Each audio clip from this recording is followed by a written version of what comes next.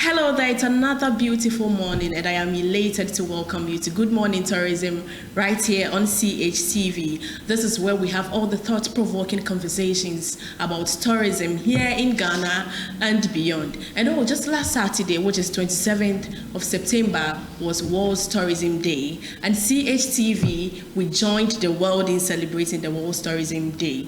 The theme for this year was Tourism and Sustainable Transformation, organized by UN Tourism, which reflects the growing need to rethink the sector in light of global challenges such as climate change, inequality, and digitalization. Once again, this is Good Morning Tourism right here on CHTV. Of course, I have here with me my guest, which will be unveiled after this quick commercial break. Do stick and stay with us. Would like to say a big thank you to our sponsors, CH Travel and Tour. With CH Travel and Tour, they offer services like flight ticketing, hotel booking, visa assistance, car rentals, study abroad. You can contact them on 024-306-8558, 024-306-8558, or you can contact them on their landline 030-231-8932, 030-231-8932. You are welcome back from that quick commercial break. If you just tuned in, this is Good Morning Tourism right here on CHTV. Once again, my name is Erica Minta Ohene. And then, of course, I have here with me Mr. Samson Kofi Eti-Afo, who is the CEO of Justly Travel and Tour. And also, I have here with me our very own Esquire Kojo Jemfi Bonsu. You are welcome, sir. Thank you. Thank you. So I love your kaftan. Yes. Also, we go there and call it African Week. Yes, African. It's Tourism Week. Tourism Week, of course. I should have won African Week.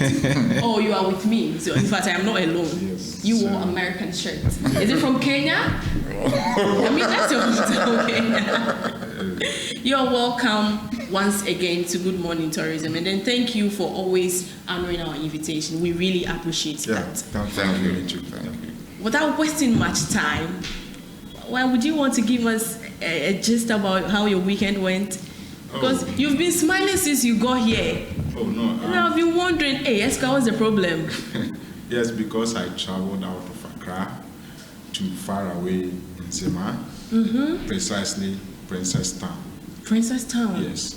What's there? In the Western region, to attend the funeral of my senior at a law firm. But then Princess Town sounds like there will be more tourist attractions. So I took the opportunity to visit some few areas. Oh, tell us what you saw. It's a sea town, so there's a sea at Princess Town. Okay. And there's also a castle. Oh, wow. This is new to some of us. A castle there. And there's this, that's where my senior comes from. Oh, okay. So our chamber, Sundown Legal Services, into bracket, you call it John Coney Chambers. John Coney Chambers. Okay. Yes. It was when I got to Princess Town, then I now understood why our chamber is named after, because there's a certain man, John Coney, who hails from the Princess Town with a very typical history.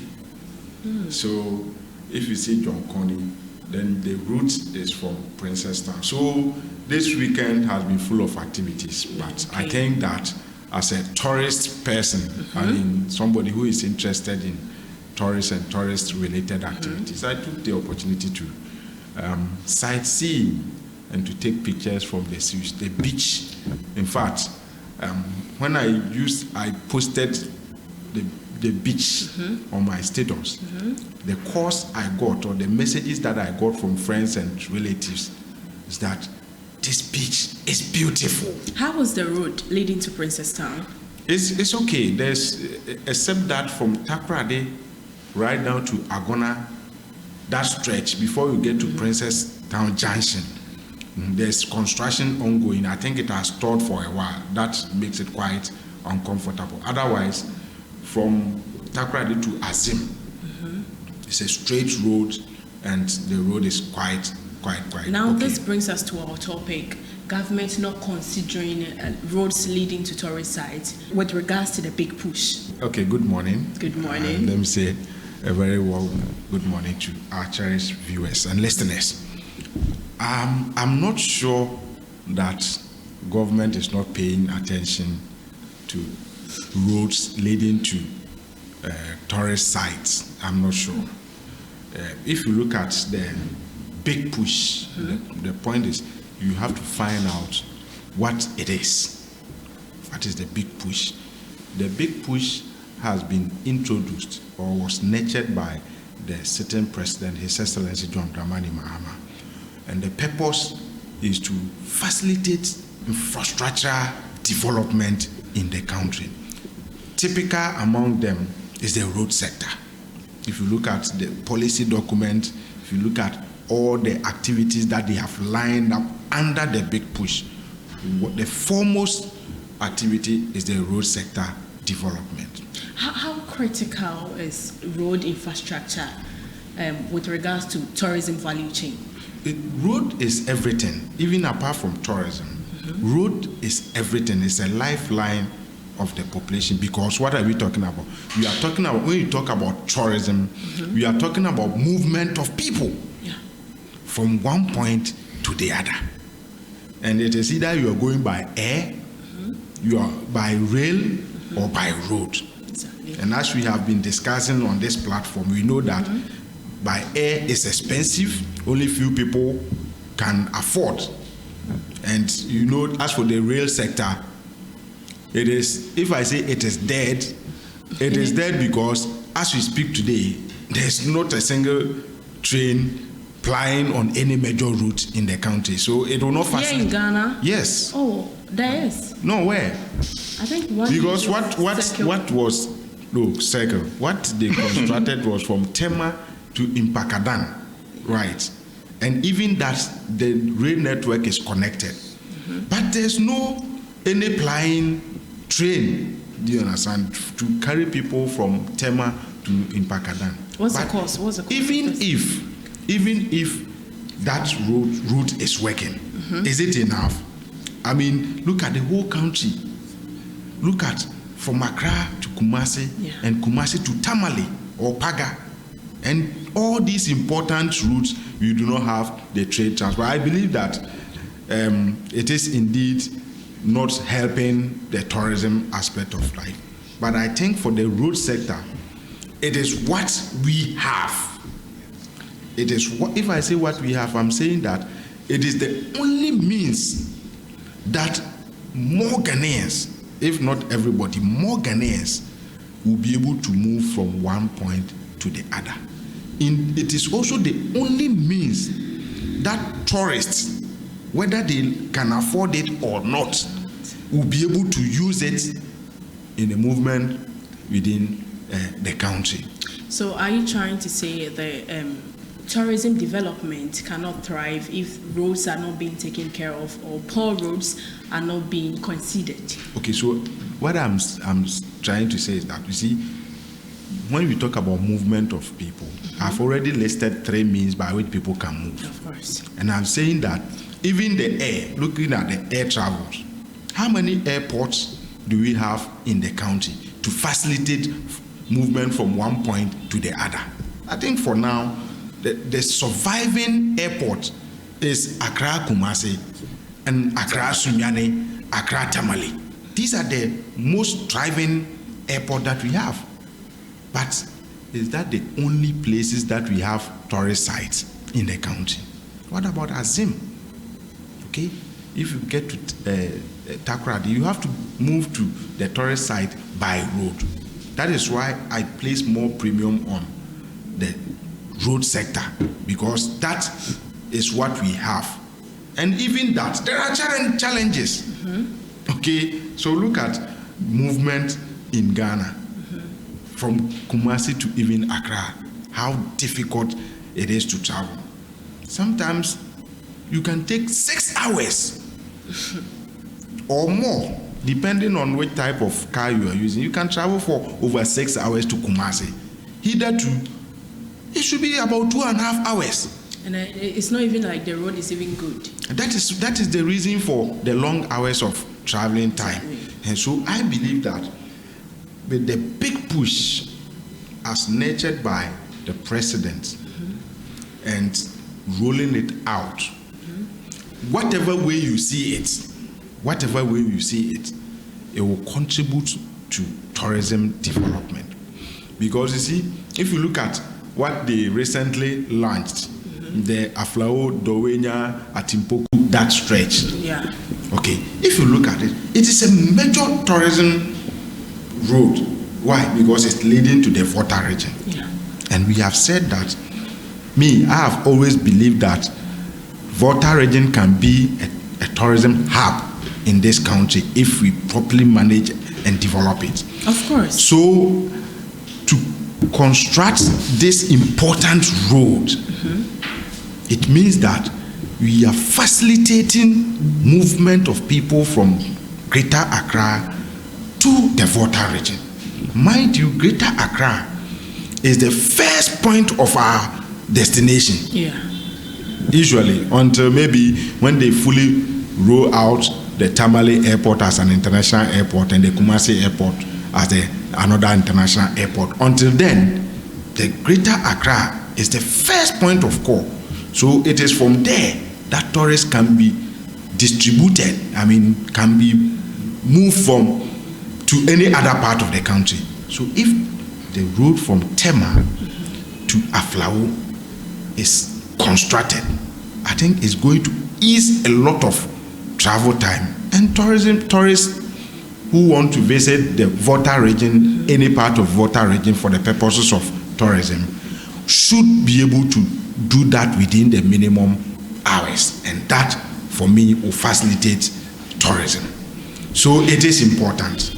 It is important that we look at the road sector. It is my hope that the president and the government will be able to see to the completion of these roads within the shortest possible time. Because usually what we do is that government award contracts and funding become extremely difficult. They are unable to complete. And when a new government comes in, then they will put on hold the contract. Yeah. And that over. If you look at what we say, just Accra to Nsawam, this project.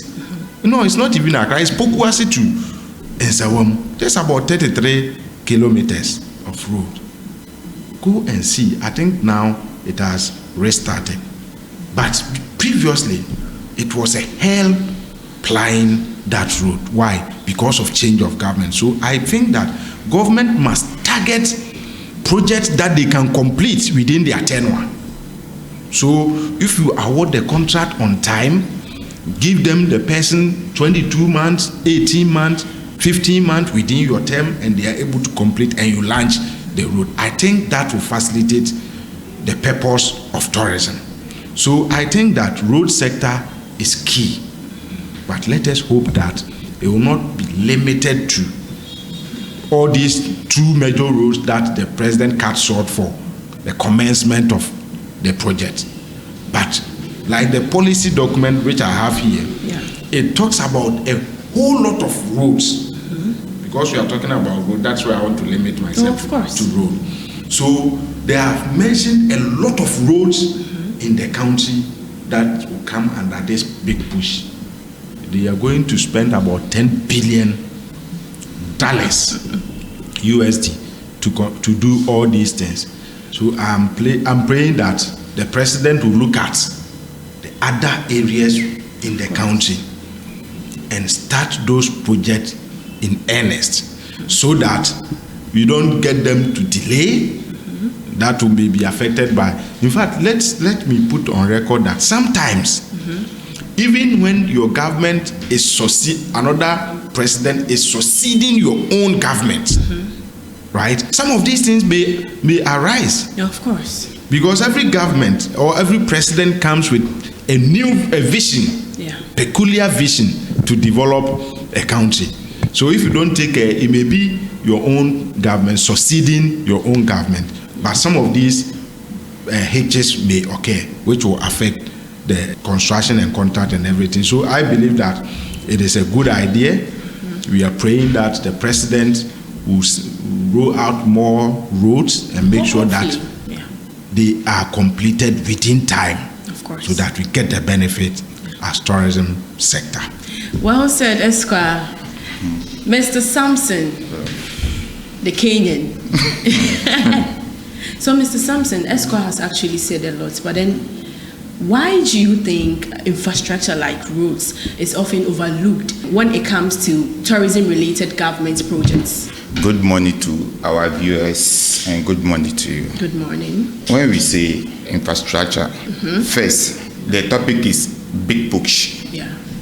First, what is big push that the government have said? Because every time big push, but a grandmother in village doesn't know what big push means.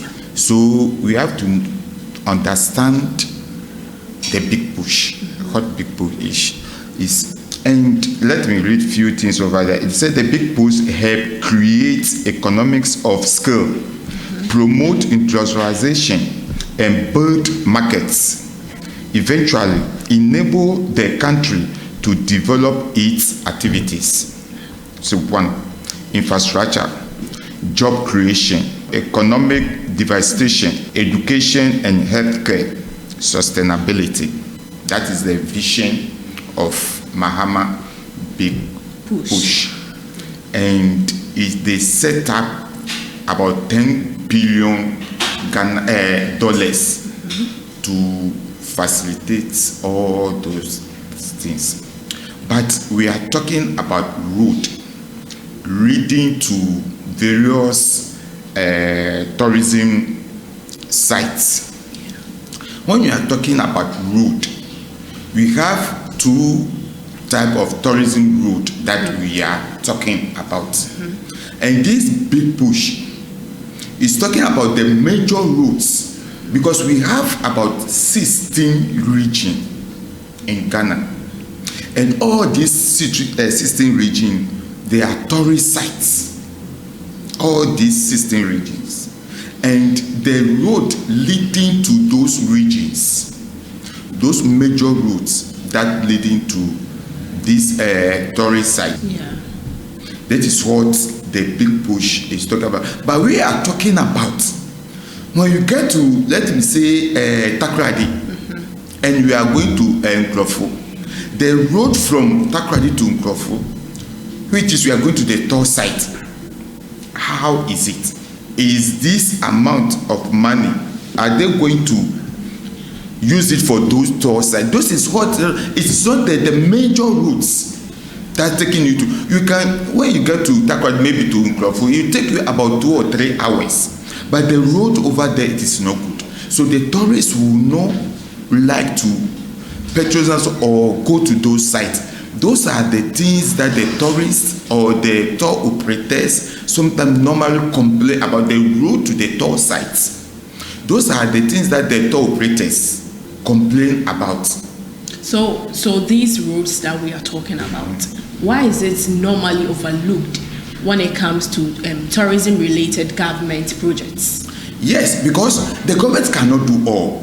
Sometimes the government cannot do all. So me, in my mind, the government have to use this tourist site or just route to, maybe they have to give it to the communities or those things, so that they can do what? They can build it and put a road to over there and take their money. So you are saying the government cannot do all. Does it mean it is not mandatory for the government to do? It's not that it's not obligated to do it. No, it is not that government hasn't got mandated to do it, but our resources now, our resources that we have right now, or the money that the government has put aside right now, I don't think it's even that 10 billion that we are talking about. It's not only for road; it is for so many things. But then tourism also generates income for the country. Yes. So you have to ask yourself, those money that the tourism generates, what are they using it for? This is what we have to ask ourselves. We are not seeing anything, because always when the tour operators and businesses are complaining, our road.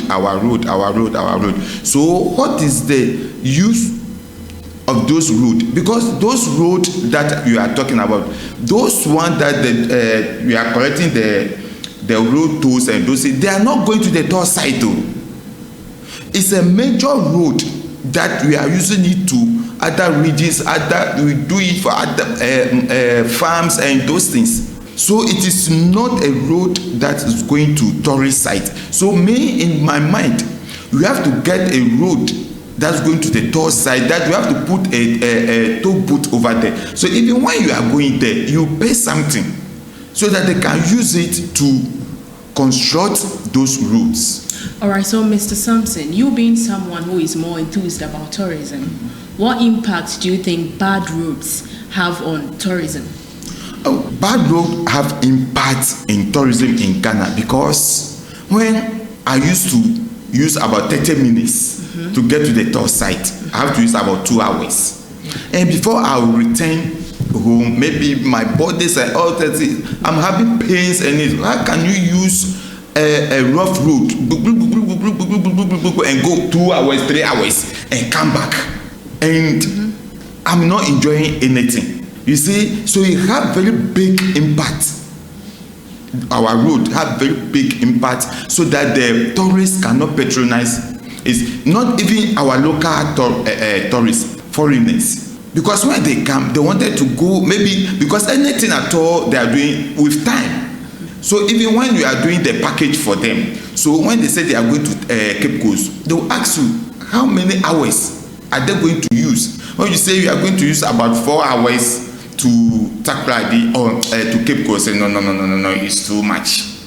They will tell you it's too much. Now let's look at it from this angle too. Don't you think private investors will be discouraged to put their money in tourism projects? They will never, because of bad roads. No, they will never discourage when they give those road to the private investors to do it, to get money out from it. They will never be discouraged, because they know that when they use their money, they will get it. But here is the case: the government will never allow you to do it as a private. The government will never allow you to do it. But with regards to roads, can the private sectors also go to the governments that, you know what, we want this road, we want to take care of this road that is leading to this particular tourist sites, or the government should rather call on them to give the roads to them? The government, in our constitution, in our constitution, it doesn't allow like that a private person to do even a road. Because even this road to your house, when you are going to, you have to go to government and go and ask permission whether they will give it to you. Yeah, that is what I'm saying, that do they need permission? Can they go to the government? It is not done. Because when you go, they will never give it to you. Unless they wait for the government to call on them. That is what, like somebody, even this our backyard road over here, even one person can do it and put his name over there. But the government, it is not allowed. But maybe other countries, maybe Nigeria and those things, maybe would you want to come in? Yes. All right. One person can do it and put his name over there. But in Ghana here, it is not like allowed like that. So you can't use your own personal interest or effort that I'm going to construct this road. But a lot of people will do it. So you can't seek permission from the government before constructing the road? Look, let me give you one example. Tema, Sakumono Road. There is a road over there going to one big man house, and the person wanted to do it. Tema, TMA, they said no, it is not allowed. Wow. He's going to use his own money. Because no, it's not allowed. You have to come to the government, to give you approval or those things. It is not allowed. Okay, so I'm saying that in relation to what he's saying, whether private persons should come in, okay, even though as we speak, these are legal matters. Yeah. Government control roads, water and electricity and all those things. But Erica, you know that at some point, even as we speak, government is considering inviting a private sector into the energy sector. Are you aware? Government want to, I don't want to say sell, okay, but government want to invite the private sector to come and help in the management of ECG. Why? Because they have identified a lot of challenges within the sector. So, which government believe that the best approach to salvage the situation is to invite a private sector. So I'm saying that in the same vein, if you look at the road sector and the need to construct a lot of roads in the country, across the country, which government cannot do all. Government cannot do all in the next, say, 10, 20 years. Government cannot still construct all the relevant road that we need. Government will do some. But so, if it is the law, we can amend. Okay, if it's the law that says that a private sector cannot participate in this one, the law can be amended and introduce private sector participation. Okay, but you can design a process. For instance, if the law is that if whenever you want to your private sector want to construct a road, you need to write to government, take a permission. Government will assess the road. Maybe the engineer will be a government engineer to supervise the road and make sure that you construct the road to the standard of the preference of government. These are the things that we can do easily. Elsewhere, in most of the advanced countries, roads are constructed by private people, okay? And not just as Mr. Tiafo gave, not just constructing from one point to your house. These are major motorways, major highways that private sector invest in those projects to ease the pressure on government, because government in a part of the country, government money cannot do all these things. So let us look at innovation. Let us look at creativity and think outside the box, because we have done this the traditional way of constructing contract by government. It is not working. It is not helping. It is time for us to invite people, okay, whether locally or internationally, okay, private people to come and construct the road and tow it to recoup whatever money that they have invested in the road. In fact, if you have, look at Tema, or like now they are constructing Tema Road from Tetekwashi Circle to Malam. Tetekwashi roundabout. Tetekwashi roundabout to Malam. N1. Through the N1. Yeah. Okay. At night, you can count the number of street lights working. Okay. Now, even road markings are fading off. Who is doing it? Potholes are beginning to appear. Who will do it? But I'm telling you, if this road was done by a private sector and they are told this road and they are ready to get more profit from it, I'm telling you, if you get onto that road, you will not have even one bob missing. So the point is that I'm making is that we have exceeded our limit, and now the Gen Zs, they don't have time to wait for you to do the gradual approach to be constructing this year. You construct from this place to that and wait 2 years. They don't have time. What we need to do is to accelerate infrastructure, the road sector, and make sure that within the shortest possible time we will be able to complete more roads and ease movement of goods and services. That is what we are looking for. Which government cannot provide that money? Okay? And if you even rely on loans, I believe this road that was, I don't know where, but the big push, I have not gone into the bit to know where the source of money is coming from. You get it? But mostly, some of these major roads are done by foreign credits. Okay, we go for loans to construct the roads.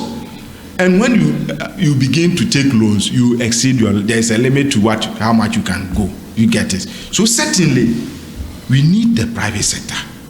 Personally, I believe that even locally here, if we design programs such that it will be attractive to even local investors, I believe that most of the local investors will be interested in investing in the road sector. That is where we have to go. Even me, in my mind, I think the road leading to tourist sites, they should give it to private investors. Okay. The government should give it to the private investors. To ease the pressure on the government. Sure. So that our tourism and this thing can develop well. When the roads are good, people will patronize it, and more money will come, and more revenue. But when it's a percentage strike, 10%, 20%, or 30, 70% for the government come into contract with the private investor, so that they will do all those things, so that government also can do some. But if you, the government, you say you wanted to do everything, no, you can't do it. You can do it. You'd have to wait for long. I know you are enjoying this intriguing conversation, so do stick and stay with us. When we are back, we are bringing you how the 24-hour economy by the government can be applied to tourism. Would like to say a big thank you to our sponsors, CH Travel and Tour. With CH Travel and Tour, they offer services like flight ticketing, hotel booking, visa assistance, car rentals, study abroad. You can contact them on 024-306-8558, 024-306-8558, or you can contact them on their landline 030-231-8932, 030-231-8932. We are back from that quick breather. If you just tuned in, this is Good Morning Tourism right here on CHTV. And of course, my name is Erica Minta Ohene. Esquire, let's talk about the 24-hour economy. I'm laughing. Practically. So I'm laughing. I'm laughing because the 24-hour economy, before you even ask your question, was a catalyst, that won the NDC election. Of course. So it is a policy that everybody is looking up to, see how the implementation will be. So it's not different from the expectation in tourism. Okay, so practically, how would a 24-hour economy in this country look like? So when we say 24-hour economy, it simply means that we're going to have some institutions working without breaks. Working all day and night. Before the daybreak, you would have had all services running throughout the period. So that is basically about 24-hour economy. So the tourism industry, I believe, is one of the most important things when it comes to this policy, the 24-hour economy policy, because we are talking about movement of people. Elsewhere, people do travel a lot in the night, for instance. So you look at the transportation sector, and now I think Ghana is doing quite well when it comes to the 24-hour service in respect of public transportation that we have today. The VIP buses, all the other transport agencies who are doing 24-hour traveling, in fact, is aiding the tourism sector strongly. Because you see, assuming there was no day travels, night travels, all the people who will be traveling will put pressure on the day transportation system. So now, if you get to VIP station, the Circle, and so many other places, you can see the activities throughout the night. So I think it's good. That one is good. But what we have to look at is the other supply chain. I mean, tourism supply chain. We are looking at the attractions. How are we going to ensure that the attractions will run 24 hours? If it will run 24 hours, it means that we need to have people positioned at the facilities or at the site 24 hours. So we need more people, right? We need to train people, and we need to look at even security, because some of these areas will require a lot of security. So we should know what, in the context of economic management, what a 24-hour economy is. And I said that it is a policy of the government to ensure that certain key services will work within the 24 hours every day, so that if people want to access those services at any time, we should be able to have access to it. So when you dovetail it to say tourism, we are saying that tourism can also run 24 hours. Because see, if government is able to ensure even 24-hour markets, right, at Osu, for instance, and everybody knows that when you get to Osu, you can stay within 24 hours. Yes. You can stay for 24 hours. What it means is that the entertainment will be running, food will be running, everything will be running within 24 hours. That itself will attract people to a destination. That alone can attract people to that destination. Why? Because the travelers, they want to jam.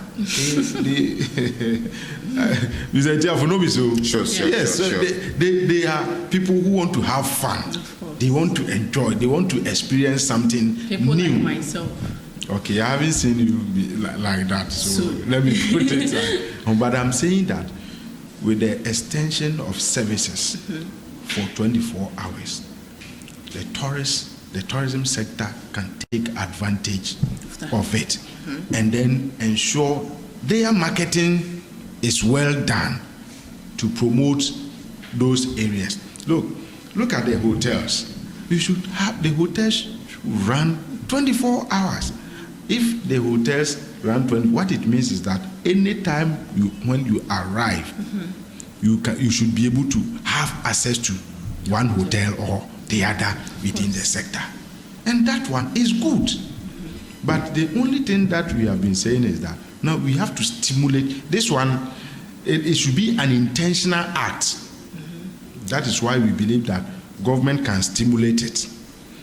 But if you stimulate it, then create the market too. Create the market. Because, for instance, if we have restaurants selling 24 hours in Osu, and they sit down throughout the 24 hours with their staff, with electricity on and everything available, and they incur or they do not break even. They do not break even. That means the patronage is low.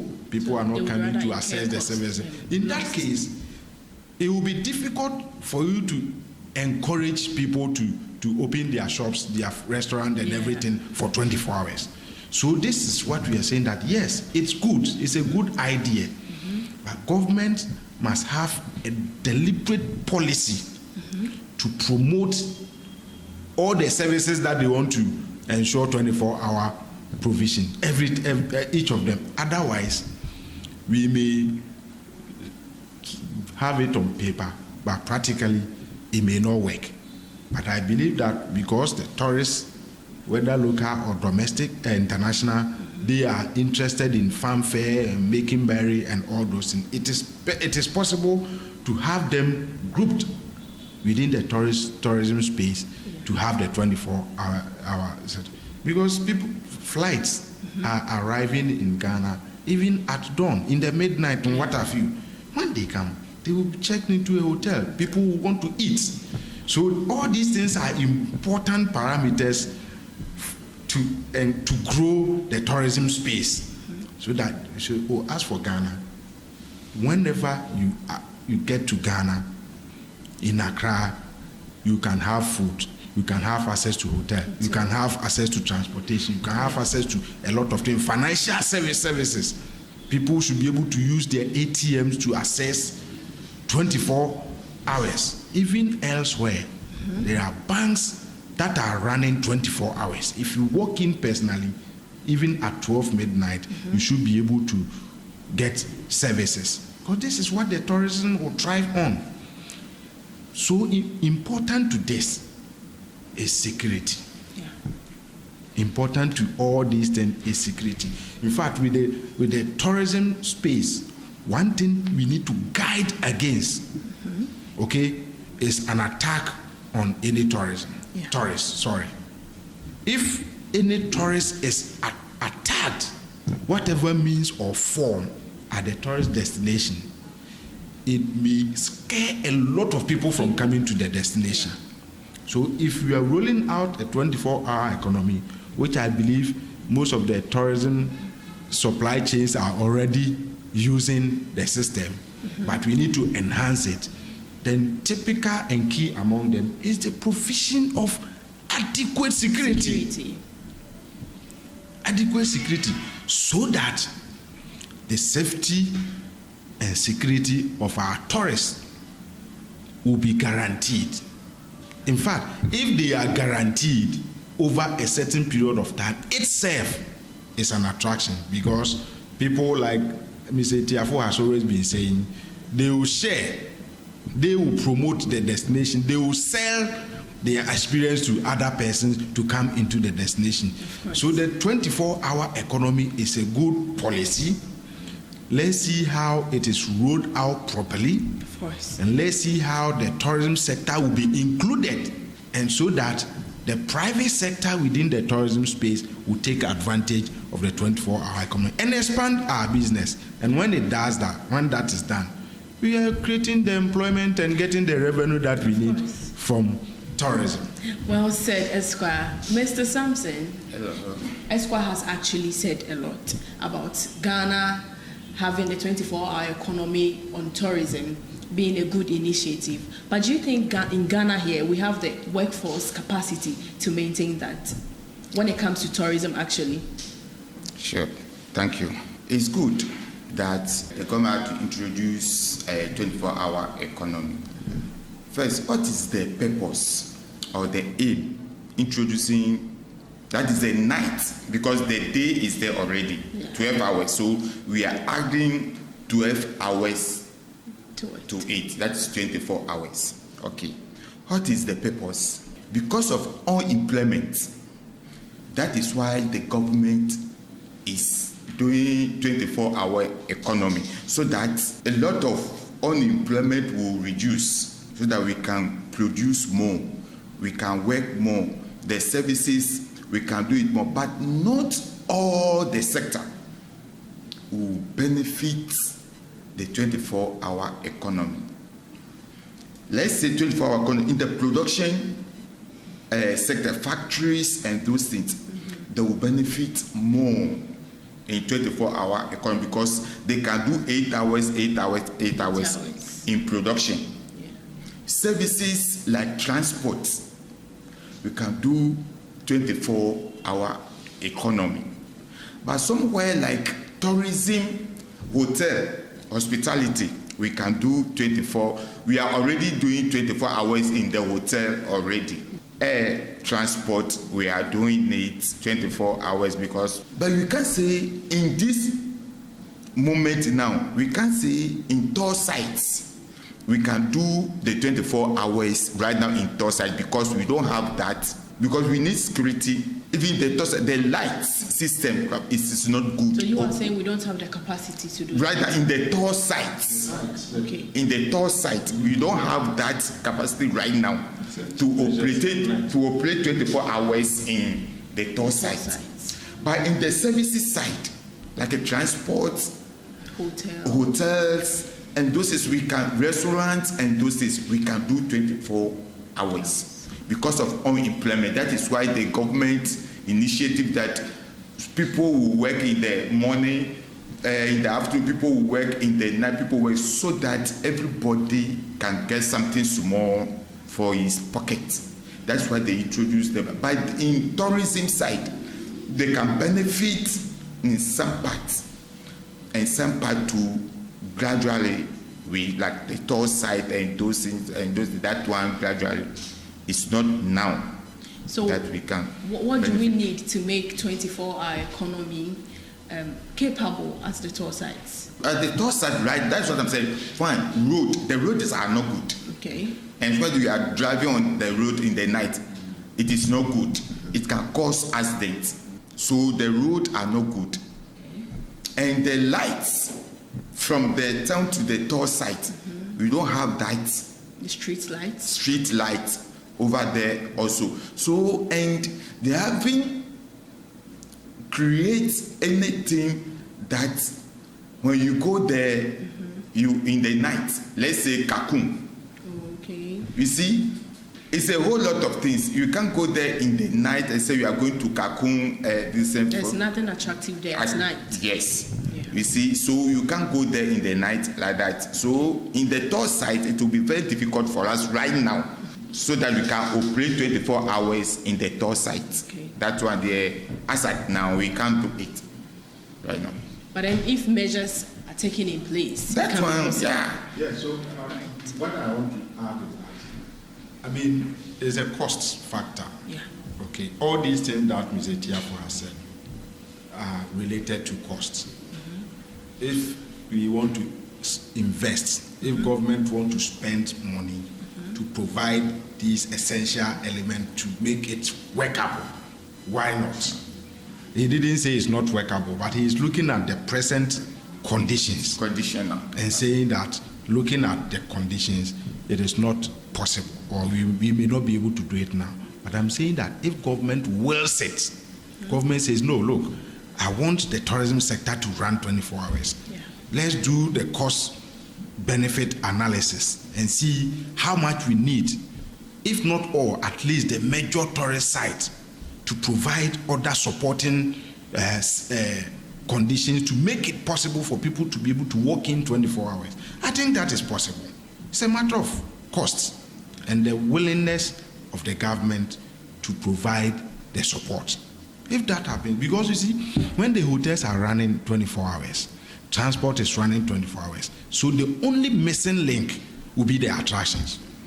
And I am trying to see how beautiful it will be to be at Wuli Waterfalls at night. I want to see how it will be at Kintampo Waterfalls at night, or when somebody is climbing the canopy walkway in Kakum at night. It is also another aspect of tourism that we can create. So let us encourage government to be holistic and provide these things to support the tourism sector, especially the attractions, because government is really not going to hotels, the private sector, they are running 24 hours. Transport now, private sector, they are running 24 hours. If government should focus its attention on the attraction, which largely belongs to the states, and provide the necessary resources to retool those places, we should be able to have a holistic 24-hour economy in the tourism sector. Of course, I'd like to take your last remarks, Mr. Sampson. The government should collaborate with the investors. Okay. So that, because he alone cannot do all, and we wanted to develop the country, the nation, and we don't have that resources to do it alone with the government. But when you delegate it or collaborate with the investors, they can do it, and they will strike the percentage so that it will benefit all of us. So that I'm urging the government so that they should delegate some of the things like this 24-hour economy, this night. When you give it to the private, when you give one site to the private sector that you manage here, I'll just take 10% out of, or 20% out of whatever you are doing. You will see how it will Kakun, you see how Cape Coast, Elimina, and those voter region, you will see, give it to the individuals to manage. And government will regulate it, you see, so that they cannot charge arbitrarily or any price that they want. Government, the Ghana Tourism Authority or Ghana Tourism Development Company will provide the oversight and make sure that if you want to increase your prices, you have to submit. I mean, it is possible. It is possible. But if you say you government alone, you take in charge of everything, you cannot. You can't do it. Me, my little thing that I will add to is the argument as to whether there's a need for private sector participation in the road sector development is what I would say. You get it. Nowhere in the world you will find all road, people can just use the road without paying anything. Nowhere. This is Mr. Tiafo. You know, he has traveled. We have all traveled. We know that you cannot travel for 200 kilometers on the highway and you have not paid a penny. So these things are things that are affecting the government itself. To say we have lifted all the towing in the country. Look at Tema alone, the movement to Tema, from Tema Port to Accra alone every day, and we are using it for free. That is unacceptable. I believe that when we give it to the private sector, and once again, they will also get a proportion as profit for their investment over, say, 50 years or 100 years. People are ready to do that long-term investment and by 50 years, the presumption is that the private sector may have gotten all his investment plus interest or plus profit, you understand? And it becomes a state, entirely state property owned, and that is good, and that is what we should do. Would like to say a big thank you to our sponsors, CH Travel and Tour. With CH Travel and Tour, they offer services like flight ticketing, hotel booking, visa assistance, car rentals, study abroad. You can contact them on 024-306-8558, 024-306-8558, or you can contact them on their landline 030-231-8932, 030-231-8932. All right, thank you so much for coming. Thank you, Esquire. Thank you, Mr. N.T. Afo. This is where we draw the curtains on today's episode of Good Morning Tourism right here on CHTV. My name is Erica Minta Ohene. Watch out for our next episode. Have a good day.